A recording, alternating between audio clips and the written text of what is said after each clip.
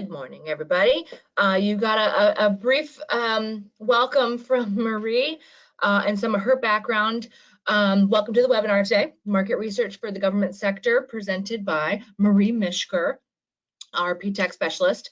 I am Allie Stevens, the disembodied voice in the background, training and outreach coordinator with the Florida SBDC at UNF.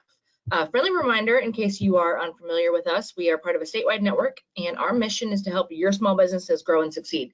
We do this by offering training and webinars like this one today, but also by providing no-cost confidential consulting on topics ranging in all aspects of business management and growth and government contracting. I would also like to mention that we kicked off if you may be of interest, we kicked off a new program, Beyond Business Hours Consulting, which is business consulting on your schedule. So evenings, early mornings, and even weekends. New level of service catered to your needs. So I will put our contact information in the chat box, and it'll be in a follow-up email sent after we wrap up the webinar today. So be on the lookout for that. Quick housekeeping, if you have questions, comments, suggestions, anything, let us know by typing them into the questions section of your control panel, and we will address them throughout. And there's going to be time for some Q&A at the end of the presentation. This is being recorded, so you will get a link to the recording in that email that I mentioned that you will get after we wrap this up.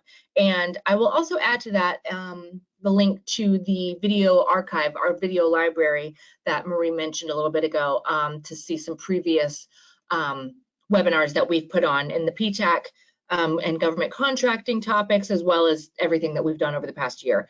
A wealth of knowledge in that video library. So without any further ado, I'm going to hand it over to Marie because we've got a jam-packed hour. So go ahead and take it away. Woo! Hey, thanks, Allie. Hello, everybody, and thank you for joining us on this Friday morning. I know it's the holiday season and people are kind of jamming on a lot of different things. So we appreciate you taking the time out to learn about the market research for the government sector. So we're going to talk about several different items today. We're going to talk about, what do government entities buy? Does the government buy what I sell? So these are some discussion items that we're going to have. And how do I find out? Right? Everybody is like, well, how do I find out what the government really needs? And where do I go to find it? And, how do I find out about government entities? I don't even know, where to go to find them, and then how do I figure out what entity is right for me? Is the federal entity right, the city, the state? Do I go after all of them, or do I just go after some of them? So we're going to kind of talk about a lot of different things, and so let's just dive right in. So the first thing, what does the government buy? Pretty much everything. They really, at the city, county, state, and federal levels, and port authorities and educational institutions, when you put all of those into the big pond called government contracting, they pretty much buy almost everything. Agricultural supplies, machine parts, bolts, nuts, precious metals, construction, furniture, office supplies. And then think about all of the R&D that goes on, with Department of Defense, with NOAA, Health and Human Services, Department of Energy. All of those have research institutions, and so there's everything from, laboratory equipment to laboratory supplies, safety supplies, and staffing. So government pretty much buys about everything. So when you start your business plan and when you're starting to develop where you want to go, where do you start, right? Where do you start when it comes to government contracting?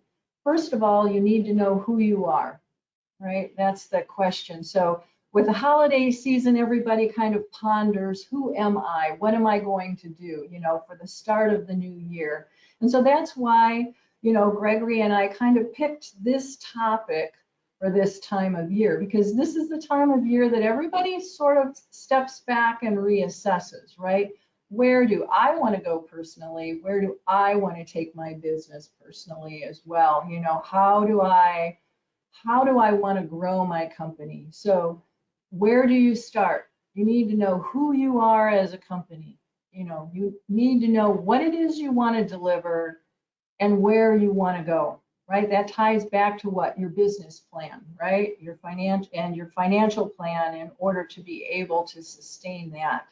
So let's start there. Who are you? And what do you want to do? What are you passionate about? Where do you want to go and how do you want to grow? All of that is going to tie into what we're going to talk about today. You know, so for those of you who have sat in on the previous classes, you know, you as a company, you as the business owner need to determine what you are looking for with regards to work by identifying what you do best. And when I talk to businesses, you know, in my previous life as a small business advocate, supplier diversity advocate, and my clients now, it's like, what makes you the best thing since sliced bread in your industry area? That's what you need to kind of take a step back. What delineates you from the rest of the pack? If you're in IT, what is your specialty in IT? If you are in, you know, construction, what's your specialty? What is it that you are good at and you're passionate about, right? And so what are the delineators that help you identify that? Your keywords that describe your business, right? Your NAICS codes. And so with the NAICS codes and the keywords, you go to the dynamic small business search. You're going to be doing research, not only on potential partners and collaborators, but also your competitors. And you're going to see how your profile fits in with the rest in your industry area. And there is a class online in the library where we've talked about, you know, the whole dynamic small business search and also the NAICS codes. And so you can go pull that information up. And so that's the start of who are you and what is it you do and how are you positioned in your industry area. And so all of those things that we've covered in the past classes lead up to this particular class. We've talked about certifications. We've talked about NAICS codes. We've talked about dynamic small business search. We've talked about your capability statements. We've got all those boxes checked. So now we're coming into the world of soft skill set, right? Now you are strategizing. You're developing your strategy of who do I go after? But before you do that, you need to know who you are, right? And then you need, after you've kind of gotten, well, I got my NAICS codes, my keywords, I've looked at what my competitor base or my collaboration base is like, now you need to do the deep dive of research, right? You grab that eggnog, you grab that cup of coffee or tea, and you're going to be going to websites that I'm going to be showing you, and you're going to start doing data analysis. You're going to start, you know, researching different agencies. Do I belong? Don't I belong there? And so, you know, you need to understand who buys what you sell, you know, and who do they buy it from? And what kind of contract vehicles do agencies use? And by agencies, I don't just mean feds. I also mean city, state, you know, and local county agencies or port authorities or aviation authorities. You know, how do they procure items? You know, so those are the things that you kind of need to understand when you're starting your strategy. So you need to know what suppliers are in your industry. You most likely already know who your competitors are or who the people you would go to in order to collaborate for going after a contract. So when you look at industry suppliers, you know, who are your potential suppliers and collaborators? And you have to ask yourself, why? What do they enhance? If I'm going to approach ABC company to go after a potential contract, what are they bringing to the table? What is their specialty? And what kind of contract mechanisms are they using? This all helps you strategize with regards to approaching the government sector. And then you also are going to do the same thing with what? Your competitors. Who are your competitors? And what type of contracts have they been awarded? And what kind of past performance do they have? Have you gone to their website? Have you checked out, you know, how their website is set up, what types of information they have listed there for you? All of that helps you strategize when it comes to the government entity sector. When it comes to the government entity, there are a lot of things that you need to understand. First off, their buying patterns, right? When do they procure? How are they funded? You know, where do they get their money from? You know, does the city of Jacksonville just get a pot of money and then they spend it, and they spend it in the first quarter? Or when do they get their funding? How does the federal government obtain their funding? You know, they get their funding, you know, it's approved by Congress, it flows down to the agency, and then it then flows down to the programmatic level. But does all of that funding go to procurements? No. Some of that funding's got to go to staff. Some of that funding has to go to not only procurements, but also other resources. So how is that funding coming in, and how often do they get funding? And what portion is allocated towards procurements of buying goods and services? So all of that ties to the government entities' forecast and also budgets. And so oftentimes you will see at all levels, whether it's local or federal, they will have a forecast of, you know, in 5 years, we want to build X, Y, and Z type company, or we're going to be building a sports complex, or, you know, our schools are going to need to be renovated. Oftentimes that doesn't happen overnight. You know, they have a strategic plan on how they're going to go ahead and make these capital improvements, or how often they're going to buy, you know, staffing services like security guards, or, you know, temporary help, or office supplies. So you need to understand, number one, how they get their money, who they get their money from, the forecast of what's projected out, and then also the budget. You know, how much money are they going to get? And then how do I register with them? And what are their regulations? You know, from city to city to city is totally unique. What's done in Jacksonville may not be the same as what's done, you know, in Palatka, which is maybe not the same as what Miami does, right? If we're looking at the state of Florida. And Georgia, the state of Georgia is going to have different procurement regulations than the state of Florida. There always will be a commonality, but there's always a uniqueness. And so what does this then lead to? You need to understand, I'll say, the personality of the government entity. So this goes back to the previous slide of, you need to know your company, and you need to know who you are. Who do you want to work for?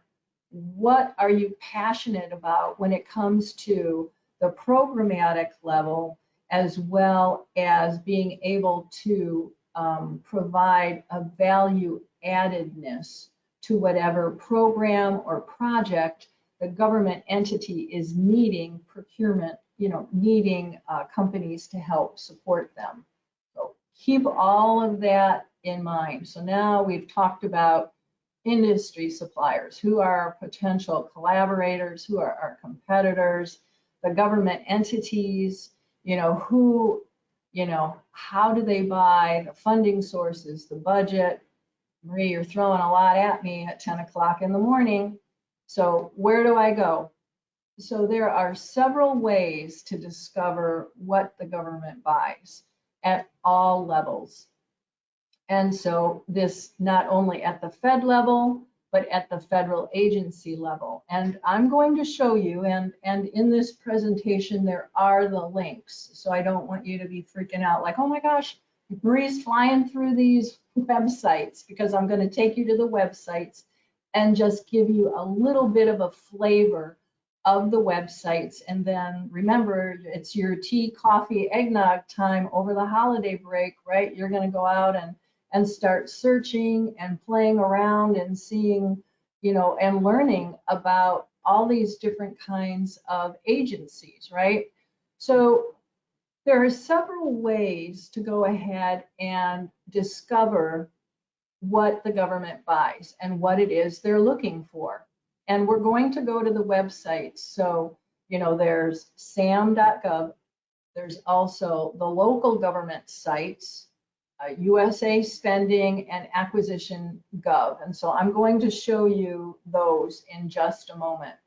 But before I go there are other soft skill sets that you can take and utilize at small business and industry day events. And you can identify those events. Those are outreach events, and now they're starting to come live and in person. A lot of them are still virtual, but some are live. And you can find out about those on sam.gov, also local government sites, your local chambers of commerce, and professional organizations and associations. And then there are also pre-solicitation events. Those are posted for the feds in SAM. And then also your local government sites will have information about pre-solicitations. So what does that do? So some people will say, I go to these industry days and it's like, oh my gosh, there's all these people. You always want to schedule one-on-one time to talk with a contracting officer or a small business advocate, so that you are relaying what? You are relaying your capabilities to them. You, by attendance, are showing that you're interested in that agency or that government entity. You also are there to see who else is there, right? That could be a potential teaming partner with you. You glean information from people in the industry area. There was an SAME event held here just recently, a few days ago, the Society of American Military Engineers. There were 360 attendees at that event. So there were large prime contractors, small business, and government agencies there. And so it was a wonderful group of people that were collaborating. We were sharing information about needs, requirements, what resources were available to businesses at all levels, whether they were large or small. Also the potential for large and small businesses to also work collaboratively together to what? To provide a product or resource needed by the government. And so that's the benefit and the joy of going to small business and industry day events. There was also an event that was held in Putnam County and Clay County, a procurement event. At Clay, there was a reverse trade show. There were agencies there from the county that met one-on-one with suppliers. It's a way to develop relationships. Government contracting, I want to break this myth. A lot of people think it's just the government posts, we buy, it's the low bid. and then boom, we move on to the next. That is not true. Government contracting is about relationships. The government, I don't care at what level, they want to know that you are supportive and passionate about what it is they are doing and what it is they're procuring. And they want a supplier who provides best value for what it is they're working on. Okay, so now, also pre-solicitation events. I really want to stress pre-solicitation events. This is the opportunity, especially for small businesses, to get their foot in the door. Oftentimes, contracting officers are looking for who is qualified out in the community to do potential contracting work. They want to see if a small business is there. So they will put out a pre-solicitation. Hey, business, I'm looking for, somebody who can do this type of roofing work, within, with these types of specifications. Have you done this work, and are you qualified? If you don't respond to a pre-solicitation, there is the risk that from a federal standpoint, it would go to a full and open competition as opposed to a small business set aside. What is the contracting officer or the small business program manager trying to do? They're trying to pulse the community to see if there is a level of interest. And if they get responses, then the small business program manager can then advocate for what? A small business set aside, right? So that's just something to keep in mind when you're looking at pre-solicitation events, as well as small business and industry day events. It's a way for the contracting officers and the small business program office to identify that there are capable and qualified suppliers in that particular industry area. Again, keep in mind your strategy. Who am I? And what is it I want to do? And what is it I'm passionate about? Now, I've teased you a lot, right, about that wonderful website. So I'm going to start with, let's see. I'm going to start with USA Spending. So USA Spending is one of the databases that I've called out, and Data Lab is actually an offshoot of USA Spending. Now, I could do a whole class on this, and we're coming up on a half an hour already, and I'm not through all the slides. So keep in mind, you are going to have the links. You will have the ability, to go ahead and play in these databases on your own. You're not going to break anything. So these are available to the public. But the main websites that you ought to be aware of are, number one, USA Spending is an amazing, amazing resource. So if we look at the profiles and we go to agencies, what pops up? Everything associated with the agency and their budgetary resources.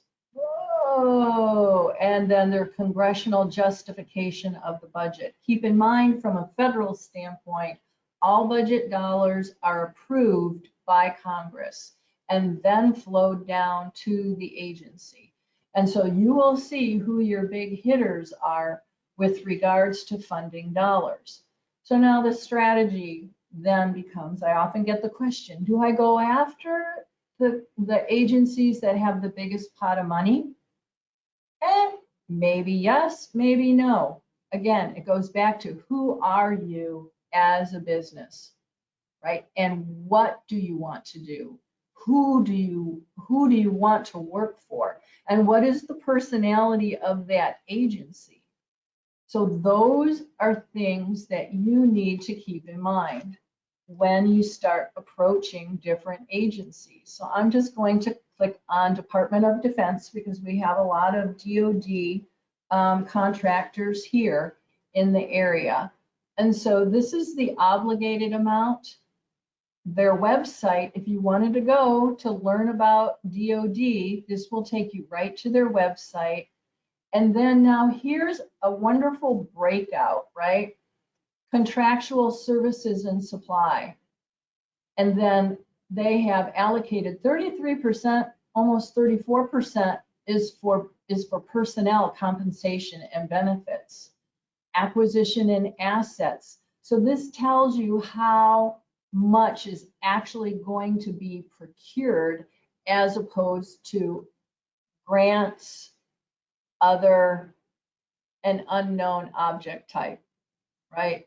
So here, of their big pot of money, 43% goes to contractual services and supplies. And here, I'm just going to click on the budget documents and the justifications and the amount that they've gotten. So those are by agencies. You can also click on federal accounts. Again, their account numbers. This is going to go down into a greater detail with regards to agencies, and then states. So now I can see how much each state is getting from the Fed, right? So now start to piece together your strategy. Okay, I potentially want to go ahead and do work, with the state. I'm going to focus on Florida, I'm going to focus on Georgia, I'm going to focus on the Carolinas. I'm going to be a regional supplier, or do I just want to focus on one state? Or if I'm in the federal arena, do I also want to consider potentially Puerto Rico? So there are things then you start to compile when you look at, okay, direct payments, grants, contracts, loans that they've given, or other financial assistance. This is what's come in with federal dollars to the state of Florida. So again, Georgia is kind of right there. Direct payments, grants, contracts. This helps you formulate where money is coming in, how it's being allocated. That helps you define your marketing strategy towards where you want to take your company. All right. Another website is acquisition.gov. So acquisition.gov will give you what's forecasted, with regards to a particular agency. So here's Agency for International Development. This is their agency procurement forecast. This takes you to their website, and you can go ahead and you can see their business forecast, their forecast submission form and template. And then you're like, well, I don't even know what aid does, Marie. So here's US aid. This takes you to their website, what we do. This then helps you determine, do I want to go ahead and work with this particular agency? Let's say Department of Agriculture. What does USDA include? Oh, the Forest Service is under agriculture. Okay, cool. That's good to know. There are all different types of things, and that may be of interest to you. So then you come and say, well, I want to know what their procurement forecast is. Okay, here's their forecast, and looky, wow, they got different, types of forecasts going out into the future. That helps you strategize. So when I say it's coffee, tea, and eggnog time over the holidays, this is something that does take a lot of time. It's not something that, is like and easy, Stevie, and it's not a one size fits all. I can't say that it's going to be the same for company A, B, and C. Again, why? Because who are you? And what is it you want to do? And what is it your company is passionate about performing and doing, right? So there are those things to kind of keep in mind. Let's see now. I'm going to close this one out. There's our acquisition. And here is our USA spending. And remember, I had quickly shown you Data Lab, which is, you know, a data dive. And Data Lab comes off of USA spending, right? So I want you to be aware of that as well. And so what we do, okay. From a local standpoint, the city of Jacksonville, you want to make sure that you go ahead and you're looking at their website. You know, they have a new supplier portal that's live right now. What do I need to do? Do I need to register as a supplier? What type of information? And do they have citywide bidding opportunities, awards, agendas, you know, single source purchase orders? I've pulled out 2 counties, Putnam County, you know, how do they procure? You know, here's contract purchasing, buyer information, county contracts, Empire State Purchasing Group. Look at all of this. And then Clay County, you know, here's bids. And so when you start to put your piece of the puzzle with regards to agencies, you know, what is it I do and where is it I go, you need to think about your capacity, how you want to grow, and where you want to grow. And I'll talk about that in an upcoming slide. So here in sam.gov, you're going to have a lot of information with regards to data. And data bank is one. And so I need to sign in. You actually have to have an account and sign in order to be able to pull that information. So just please bear with me. I got timed out on my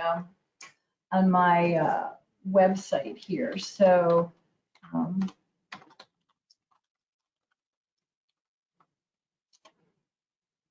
and then the magic, and all of you should be very familiar with this with regards to that security code that everybody needs to have that changes all the time.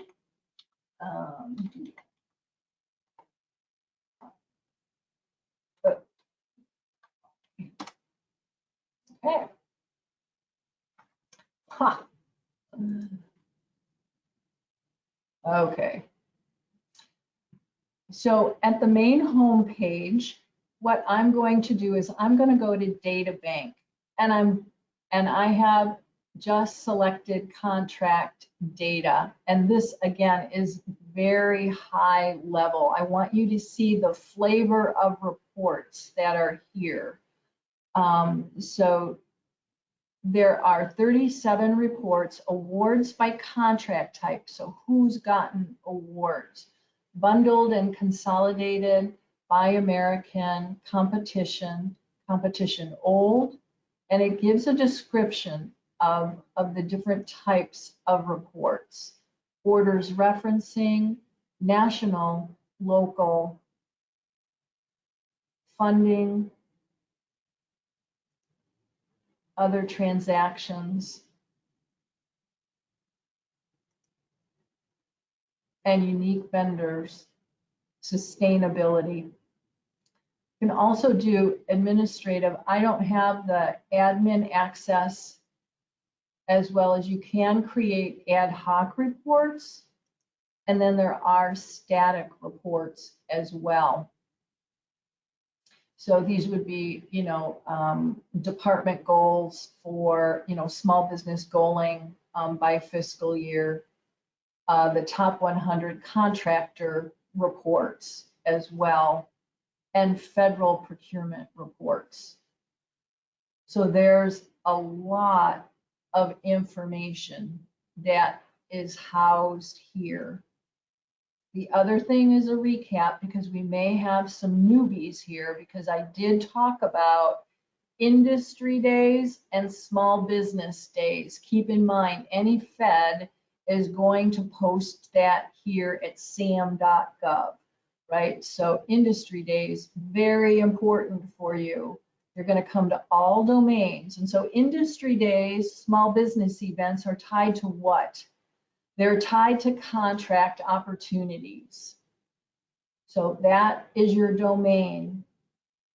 The date is going to be within the next year, right? I'm going to select that. My notice type, industry days and small business events most likely are going to be special notices. And I'm going to come up here and I'm going to type small business.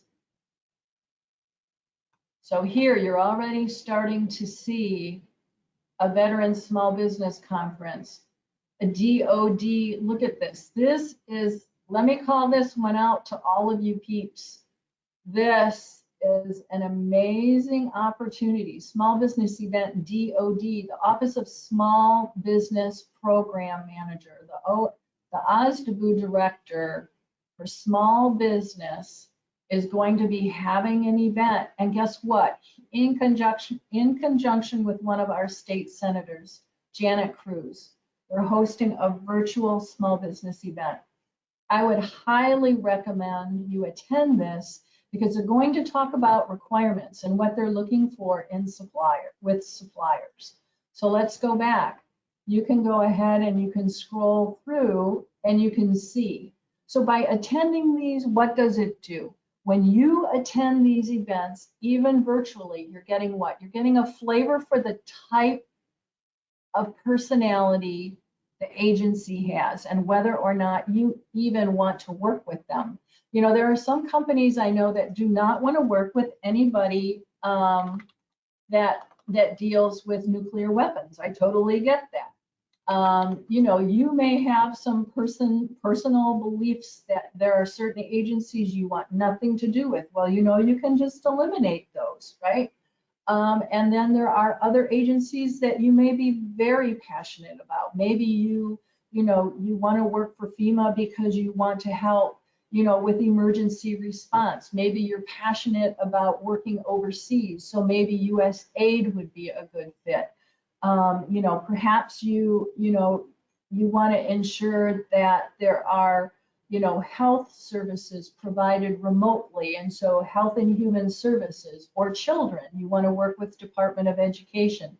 These are things only you as the business owner can determine. But at the same time too, you can also see, now Marie's typed in also industry days. Here's a virtual industry day for federal law enforcement training centers. They're going to talk about what they need with regards to enforcement training centers. Just another way for you to see and identify. The other thing that I'm going to do, because I talked about it, right? Marie said sources sought. You know, here they are looking for sources sought. This is where you can provide feedback.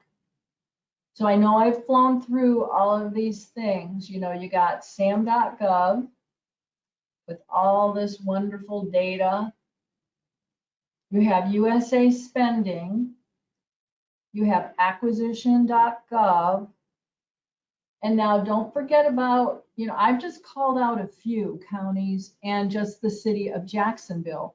Remember, this area is just ripe with government agencies, right?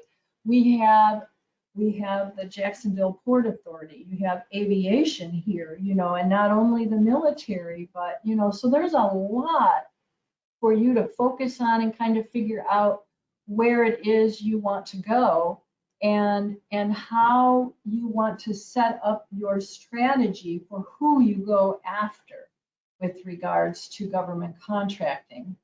So I briefly spoke about this.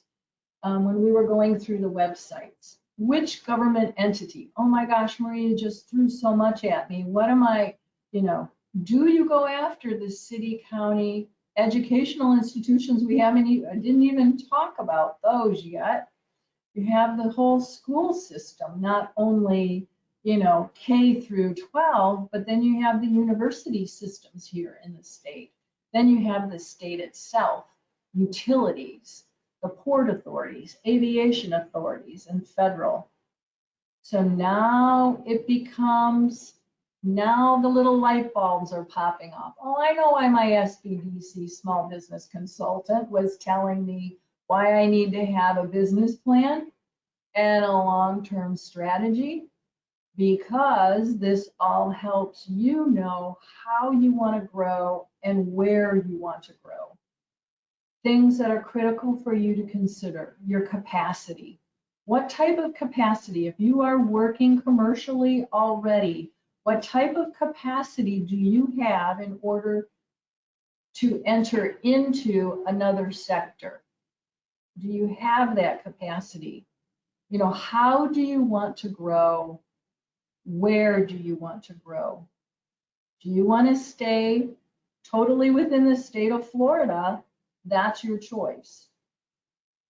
Do you want to grow regionally based on the product, service that you are providing, or do you want to go nationally? And what is your long-term growth strategy? If you want to stay within the state of Florida, are you going to start with select cities to build capacity, and then based on your company's expertise, branch out to potential utilities or schools or counties? Or is it going to be a mixture of each? Those are things that you need to determine. And what type of programs do you want to support? That's also critical for you to think about. I'm going to just kind of stop and let you absorb all of that.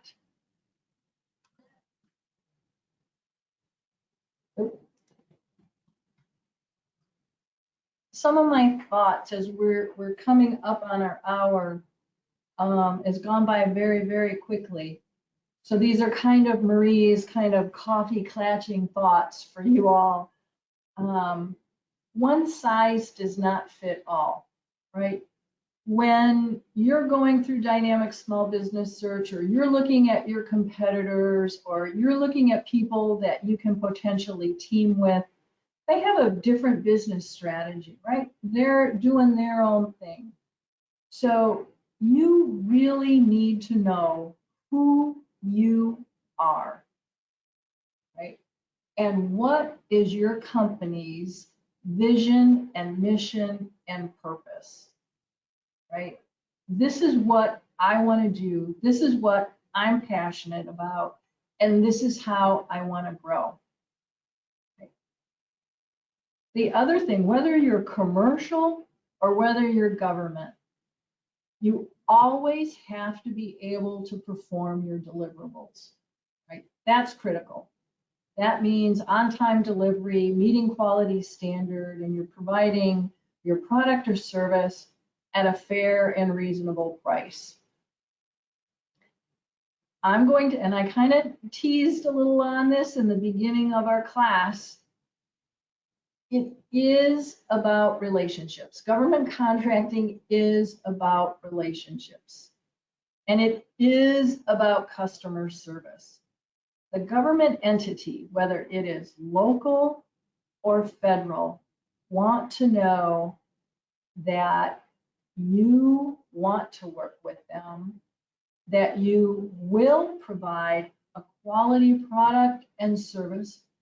I don't care if it's a pen or a coffee cup, or if it's a technical widget, or if it's providing, consulting services.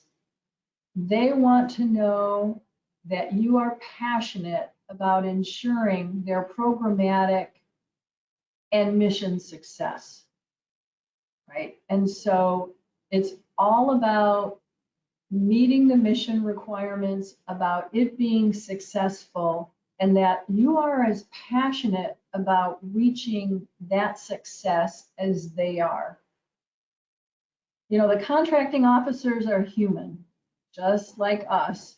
And so they want to, they, you know, are required, you know, they're the legal binding officer of the funds granted either at the city, county, state, or federal level. They're the ones that are obligating and ensuring that those funds are going to be utilized according to how they were allocated by whatever funding source, right? Congress allocates it, the city council allocates the funding. The contracting officer is ensuring that those funds are going to be utilized for the purpose that they were intended.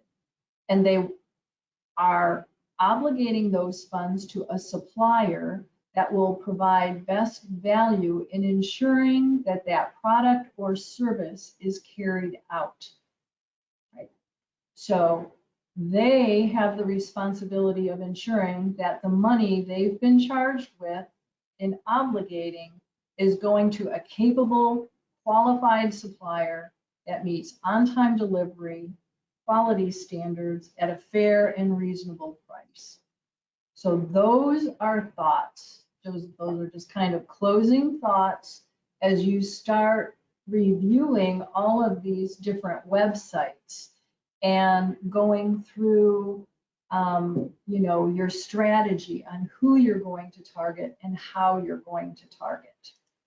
Now, all of those links, this one I didn't cover so much. This is the SBA's contracting guide.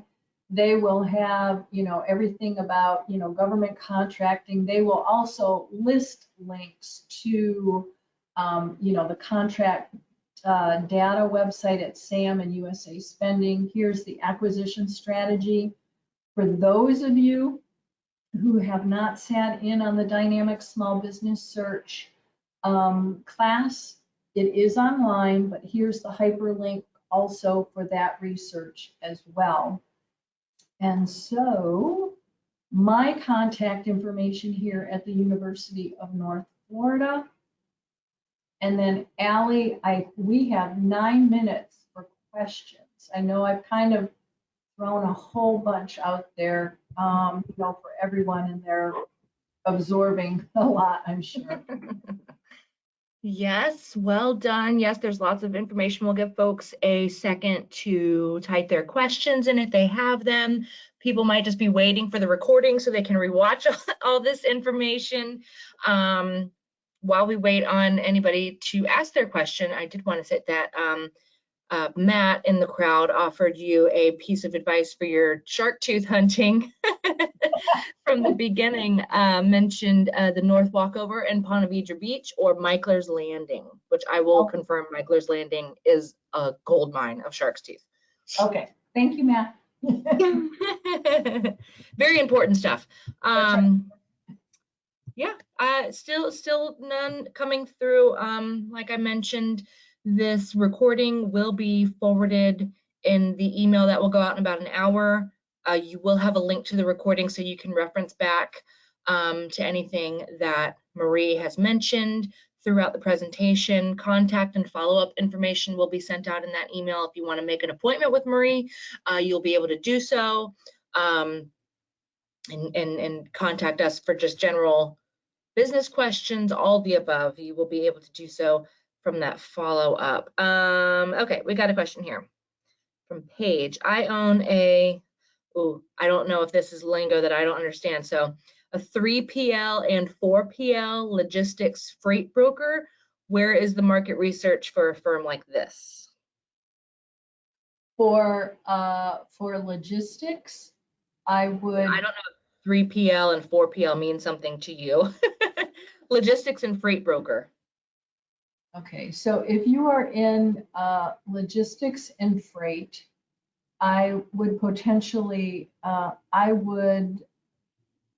each city and state is going to have their own website if we're looking at it locally. And so you would need to go to the individual states or individual the individual cities to see if freight transportation would be required. If you are looking for freight on a federal, I would say the Department of Transportation would be a start. However, that being noted, transportation is going to be needed definitely at Department of Defense, Department of Energy, most likely. I would also say USAID if you do international transport as well. And then from a federal standpoint, there are different types of transportation. If you are, just hauling furniture, that's one type of thing. If you are doing hazardous waste transport or things along those lines, I would definitely say, Department of Energy, the Nuclear Regulatory Commission may be of interest to you, as well as the National Nuclear Security Administration, NNSA, which is a division of Department of Energy, may also be an area that you may want to consider. So again, it ties back to the strategy that the company has with regards to the capacity and the area that you want to work in, right?